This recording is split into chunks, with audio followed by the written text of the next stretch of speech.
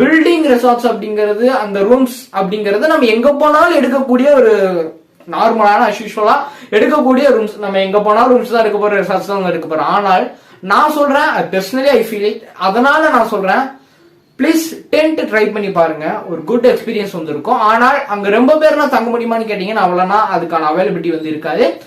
2 peoples or 3 peoples தான் வந்து அந்த டென்ட்டுக்குள்ள வந்து நல்லா படுத்துக்க முடியும்.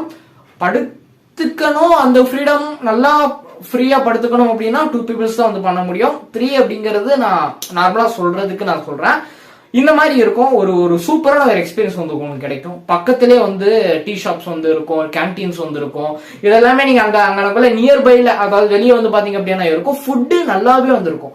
சீரியஸா உங்களுக்கு ஃபுட்டு வந்து சூப்பரா வந்திருக்கும். இது எல்லாத்தையும் தாண்டி இன்னொரு பிளஸ் பாயிண்ட் என்ன அப்படின்னா, உங்களை சூப்பரா வந்து ரிசீவ் பண்ணி அவங்க உங்களுக்கு என்னென்ன தேவை அப்படிங்கறத சூப்பரா வந்து நல்லா உங்களை ரிசீவ்